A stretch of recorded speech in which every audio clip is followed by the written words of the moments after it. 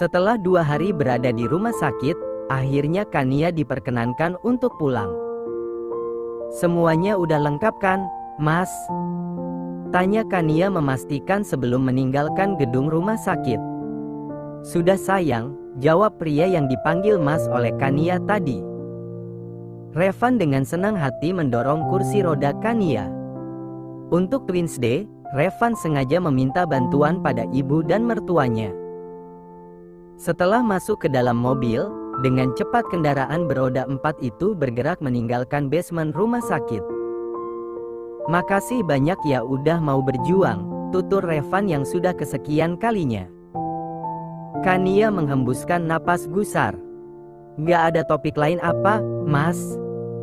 Perasaan itu mulu deh. Udah cukup bilang makasih. Lagian itu juga anak aku." Revan tersenyum. Hingga akhirnya senyum itu berubah jadi senyum yang terlihat seperti ejekan. "Tapi, mereka mirip aku." Kania berdecak kesal. "Aku juga heran. Aku yang capek-capek ngeluarinnya. Malah mirip kamu." Revan tertawa terbahak-bahak. "Ya bagus dong kalau mirip aku. Berarti itu emang anak aku. Gimana kalau misalnya mirip Leon? Kan bahaya sayang." "Dih, aku nggak pernah main selain sama kamu." "Iya tahu kok. Mas cuma bercanda." Setelah menempuh perjalanan beberapa menit, mobil yang membawa Revan serta istrinya sampai juga di sebuah rumah mewah nan megah. Nampak terlihat dengan jelas berderet mobil yang terparkir. "Ini kenapa rame banget rumah kita, Mas?" tanya Kania menatap suaminya. "Ya jelaslah sayang. Semua keluarga kita datang buat ngeliat Twins Day." Kania mengangguk paham. Kedua sepasang suami istri itu kemudian masuk ke dalam rumah dan langsung menjadi pusat perhatian. "Aduh, kasihan banget cucu menantu kakek. Pasti capek." Suara berat namun lembut itu langsung terdengar begitu mereka masuk ke dalam rumah. Kania tersenyum lembut pada Wilson. "Anak kalian cakep banget sumpah," celetuk Tiara yang mulai heboh melihat keponakannya yang begitu menggemaskan. "Kok gue lihat Dava mirip gue, ya? Ini bukan anak gue, kan?" Suasana mendadak horor begitu seorang pria yang diyakini pembawa masalah itu mengeluarkan suara. Semua mendadak menatap Leon dengan tatapan yang dapat menghunus sampai ke jantung. Alven berdecih. "Masih gantengan Dava kali." Leon berdecak kesal. Pria itu kemudian dengan sengaja mendekatkan kepalanya ke arah Dava. Tersenyum amat manis di samping bocah yang tengah menggerakkan tubuhnya. "Gimana? Imut Dava atau Leon?" tanya Leon penuh percaya diri. "Kalau Dava itu imut-imut. Kalau kamu itu amit-amit," jawab Luna tanpa rasa bersalah. Buset. Tapi, kok kalau dilihat-lihat, Davira mirip tetangga kalian yang duda itu, ya? Lo pernah main sama dia kan ya?" Leon kembali berulah. Sepertinya memang suka mencari masalah. Kania menatap Leon dengan tatapan datar. "Menjauh dari anak-anak gue. Jangan sentuh kulit lembut anak gue dengan tangan kotor lo itu."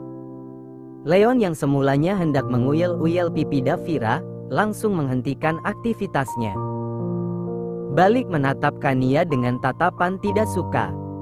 "Lo pikir gue kotor apa? Gini-gini gue udah cebok," ketus Leon. Kemudian dengan jahilnya pria itu menghujani kecupan di kedua pipi Davira. "Oek! Oek!" Tangis bayi seketika pecah. Membuat Dava yang semulanya tertidur, malah ikut menangis mendengar suara tangisan kembarannya. "Leon!" Mengabaikan teriakan Kania, Leon justru masih terlihat bingung. "Mereka nangis karena gue, ya? Padahal cuma dicium loh. Ini gimana kalau gue gigit ya?" Yang ada bisa menjerit-jerit si Davira. Tangisan Davira semakin kencang, yang kemudian disusul oleh Dava. Membuat suara tangisan itu seolah saling menyahut. Leon bukannya merasa bersalah, ini malah tertawa terbahak-bahak. "Kok mereka udah kayak paduan suara, ya?" tanya Leon menatap satu persatu keluarganya. "Oek, oek, asek asek asek, oek, oek, asek asek asek." Revan menghembuskan napas gusar melihat tingkah sepupunya berjalan mendekati box Twins D. Tapi, baru satu langkah, Leon segera menghalanginya. "Sabar. Lo lihat cara Jitu menghentikan tangis bayi." Leon langsung mengambil ancang-ancang. Dengan wajah yang dibuat seimut mungkin, pria itu mulai menutup wajahnya. "Cilu. Ba. Cilu. Ba. Bakekok bakekok." Bukannya reda, suara tangisan Davira dan Dava justru semakin kencang. Seolah takut dengan sosok yang ada di depannya. Sepertinya Leon mulai kesal sendiri dengan kedua bayi mungil di depannya. Sudah susah payah dirinya menurunkan harga dirinya, kedua bayi itu bukannya menghargai. Ini malah membuatnya kesal setengah mati. Sepertinya memang tidak ada cara lain untuk menghentikannya. "Berhenti nggak? Kalau kalian masih nangis, Om cium nanti kalian," ancam Leon. Ajaib. Kedua bocah itu sontak terdiam begitu mendengar ancaman yang diberikan Leon. Melihat itu Leon langsung melongo. Ini kenapa ia merasa seperti hina sekali? Wah, ini namanya penghinaan. Gue lapor ke polisi, bisa dipidana ini. Masa iya diancam bakal dicium langsung berhenti nangis? Takut banget ya dicium gue? Padahal kan gue ganteng banget malah. Udah bapak sama emahnya sering menghina gue. Anaknya juga sama. Gue nggak terima sumpah. Di saat Leon tengah berdumel sendiri, tiba-tiba ada yang menepuk pundaknya. Begitu berbalik, ia mendapati keberadaan kakeknya yang tengah memasang wajah prihatin. "Yang sabar, ya. Sepertinya nggak bisa dipungkiri. Bayi aja tahu yang mana ganteng yang mana jelek. Mereka tahu kalau wajah kamu kayak monster," ucap Wilson dengan wajah dibuat sesayu mungkin. Leon berdengus kesal. "Nih, perhatikan baik-baik laki-laki ganteng main sama bayi," sambung Wilson penuh percaya diri sembari menyisir rambut putihnya dengan tangan. "Aduduh cicit kakek. Imut banget sih. Kap. Kap. Oek. Oek." Jika tadi Leon yang melongo, kini Wilson yang dibuat melongo kala dua kecupan baru saja ia berikan pada kedua cicitnya. Suara tangis bayi kembali pecah. Di tengah suara tangis itu, tentu ada suara tawa yang begitu menggelegar. Siapa lagi pelakunya jika bukan Leon? Aduh, ternyata si kakek buyut jelek juga. Bayi aja bisa bedain yang mana ganteng, yang mana jelek. Kali ini Wilson benar-benar terdiam. Harga dirinya seperti diinjak-injak oleh cucu dan cicitnya. Revan tak tega mendengar suara tangis bayinya, langsung menghampiri mereka berdua. Ia langsung menggendong Davira terlebih dahulu. Entah karena ikatan batin atau bagaimana, tapi tangis Davira seketika berhenti begitu berada di gendongan sang ayah. Semua yang ada di ruangan terbengong melihat pemandangan tersebut. Selesai menenangkan putrinya, kini Revan beralih pada sang putra. Pria itu menggendong anak yang akan menjadi pewaris nantinya. "Hai, boy. Kenapa nangis? Kangen sama papa, ya?" tanya Revan sembari mencium pipi gembul sang putra. Perlahan, Dava mulai tenang, tidak menangis seperti tadi saat diganggu oleh kakek dan omnya. "Dahlah, gue nggak tahu siapa yang nggak waras. Tapi, setelah gue lihat-lihat ternyata yang nggak waras emang emahnya," celetuk Leon yang sengaja menyindir Kania. Sepertinya dendam Leon hanya tertuju pada Kania. Pria itu terlihat sangat suka sekali mencari masalah pada istri sepupunya itu. Sadar jika dirinya yang sedang disindir oleh Leon, Kania langsung memberikan tatapan membunuh. Meski tubuh gue masih lemah, tapi tangan gue masih berfungsi dengan baik, loh. Mau mencoba cap 5 jari? Kania menawar dengan senyum yang terukir sangat manis. Dahlah, mending gue nyari cewek aja. Siapa tahu bisa diajak tidur bareng. Jiak. Leon langsung keluar dari rumah Revan dengan sedikit berlari. Sementara mereka yang ada di rumah terus mengumpat Leon. Sepertinya memang tak ada satupun dari keluarga Addison yang suka pada Leon. Maaf telat. Semua pandangan lalu mengarah pada sumber suara. Mereka semua mengulas senyum melihat sepasang suami istri yang tengah berdiri di ambang pintu. Maaf, tadi baby Alnya rewel, kata Chia dengan sopan. Semua yang ada di ruangan mengangguk. Sangat paham dengan perkataan Chia. Memang beberapa bulan yang lalu Chia sudah melahirkan dan anaknya berjenis kelamin laki-laki. Bawa sini dong baby Alnya, pinta Kania dengan lembut. Chia membawa bayinya mendekat ke arah Kania. Menyerahkan putranya saat Kania meminta untuk menggendongnya. Mirip banget sama papanya, celetuk Kania sembari mencium Aldo. Ya iyalah, orang anak abang juga, balas Evan. Ada kebanggaan dalam dirinya melihat sang putra yang begitu mirip dengan dirinya. Balasan yang dilontarkan Evan langsung disambut gelak tawa oleh semua yang ada di ruangan tersebut. Setelah puas melihat Twins Day, seluruh keluarga Revan dan Kania pamit pulang, hingga hanya menyisakan Kania, Revan, serta kedua Twins Day. Mas, aku lapar, cicit Kania. Revan yang sedang asik bermain dengan kedua anaknya, langsung tersadar jika sang istri belum makan siang. Aduh, maafin mas sayang. Mas lupa kalau kamu belum makan. Mas nggak bermaksud mengabaikan kamu. Kania tersenyum lembut. Wanita cantik itu mengangguk. Tenang aja, aku nggak pernah iri kok sama anak-anak aku. Ya udah, aku ke dapur dulu, ya. Setelah melayangkan satu kecupan di kening sang istri, Revan segera pamit ke dapur. Sementara Kania sibuk menyusui putrinya yang tiba-tiba menangis. Dan ternyata Davira juga lapar. Setelah beberapa menit menunggu, akhirnya Revan datang membawa semangkuk sayur serta nasi, lalu menyerahkannya pada sang istri. Kania hanya diam melihat makanan yang terhidang di hadapannya. Kamu mendadak miskin ya, Mas?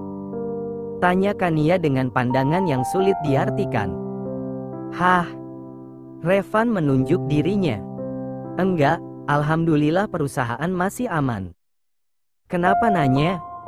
Kalau kayak gitu, berarti kamu udah gak sayang dong sama aku. Kening Revan semakin berkerut, tentu saja ia tak paham dengan maksud sang istri. Kata siapa? Aku cinta banget malahan sama kamu. Kenapa ngomong gitu sih? Kania terdiam mendengar suara suaminya. Sepertinya pria itu tidak suka dengan pertanyaan tadi. Tapi, wajar saja ia bingung, bagaimana mungkin Revan hanya menghidangkan semangkuk sayur katu serta sepiring nasi putih. Padahal dirinya sudah berhayal akan makan makanan enak, seperti sup buatan suaminya. Tapi, kenapa kamu cuma bikin sayur? Aku kan pengen makan yang enak, jawab Kania pelan. Ah, baru Revan sadar maksud pertanyaan yang sedari tadi dilontarkan Kania. Jadi, wanita itu mengira ia sudah tak cinta lantaran hanya menghidangkan semangkuk sayur. Revan mendudukkan dirinya di depan sang istri. Pria itu menangkup kedua pipi Kania, kemudian menatap dalam mata wanita yang sudah berjuang untuk bisa menghadirkan putra dan putrinya. Sayang, kata mama wanita yang baru hamil nggak boleh makan yang macam-macam. Takut keracunan nantinya. Mama cuma nyaranin kamu makan sayur katu. Katanya biar air susu kamu banyak. Kania terdiam mendengar penjelasan suaminya. Hingga tak lama kemudian wanita itu kembali melontarkan pertanyaan lainnya. Emangnya mama bilang gitu, ya? Sepertinya Kania masih belum percaya jika apa yang dijelaskan suaminya berasal dari Luna. Rasanya tidak mungkin Luna sejahat itu pada menantunya sendiri. Revan mengangguk mantap. Aku juga awalnya nolak pas mama nyuruh aku buatin kamu sayur katu aja. Mana mungkin aku tega ngelihat kamu cuma makan sayur doang.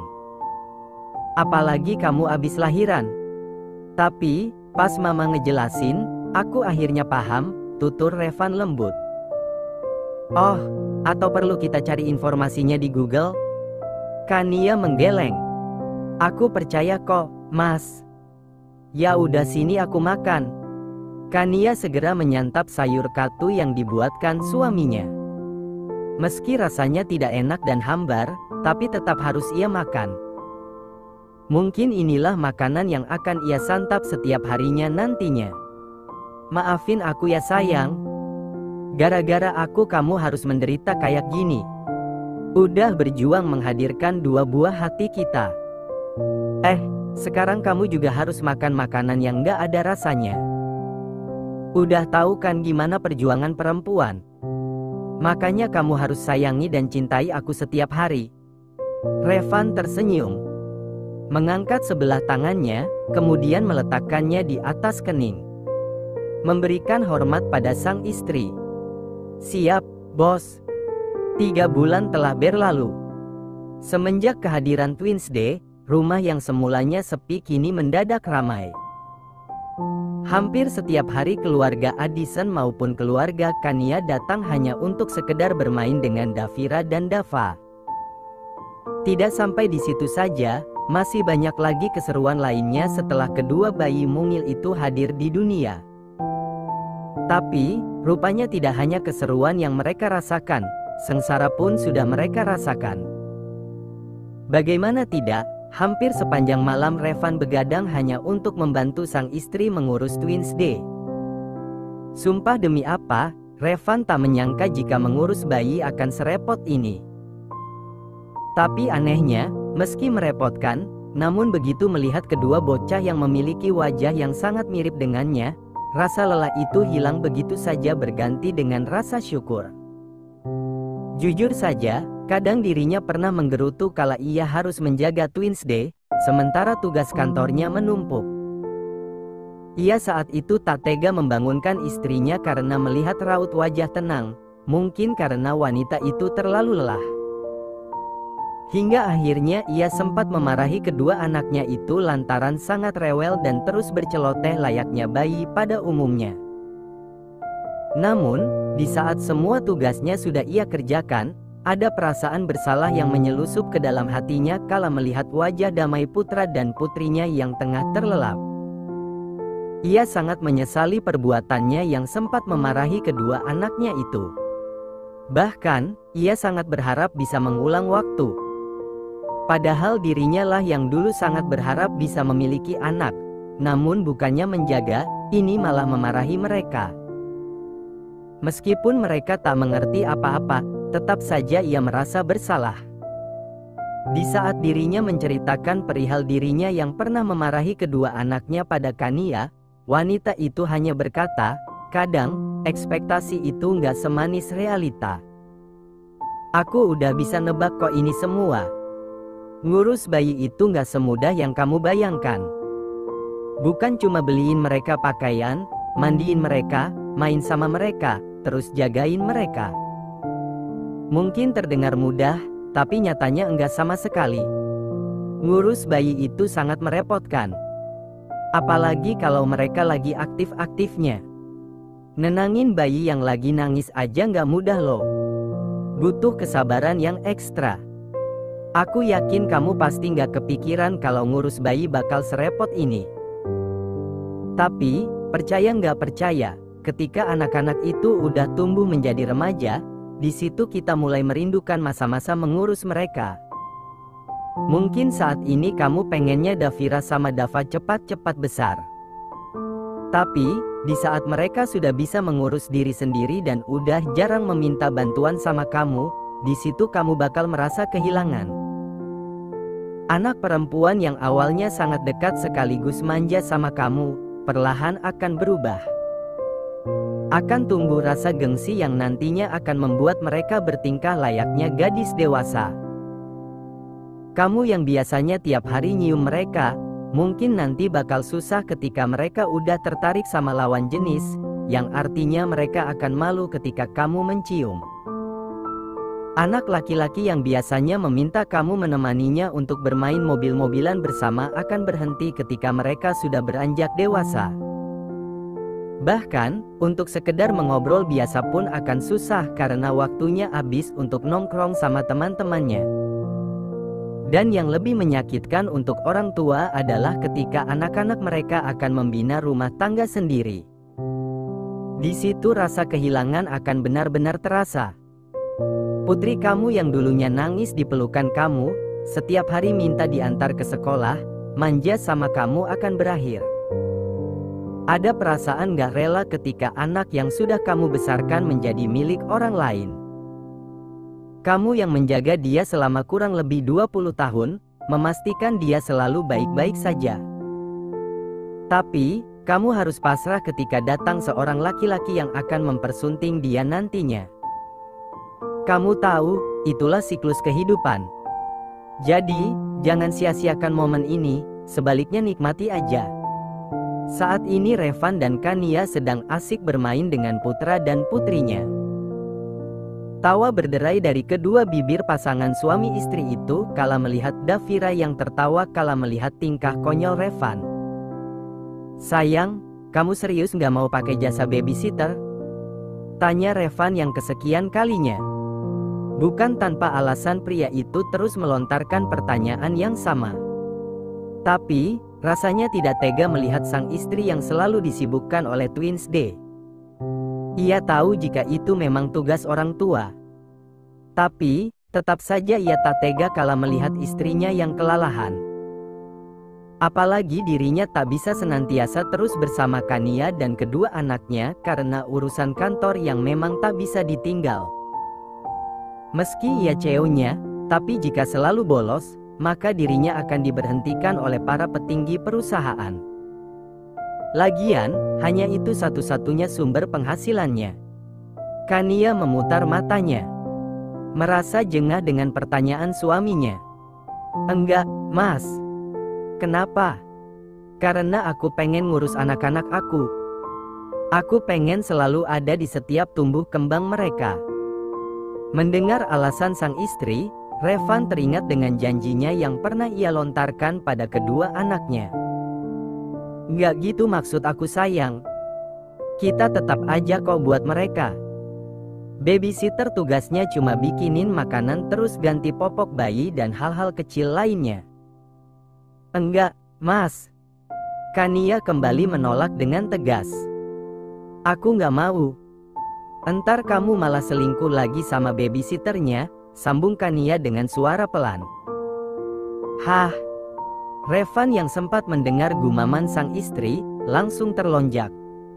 "Astaga, jadi itu alasan kamu nolak jasa babysitter? Takut aku selingkuh?" Kania mengangguk dengan santai. Kan banyak tuh cerita tentang suaminya yang minta jatah sama babysitter karena istrinya sibuk ngurus anak. Gak ada waktu sama sekali buat dia. Lalu selingkuh, seolah tersakiti karena istrinya udah jarang ngurus dia.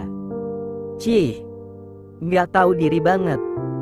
Orang istrinya ngurus darah daging dia sendiri. Malah tega nyakitin istrinya. Tapi, aku tuh gak suka kalau istrinya lembek.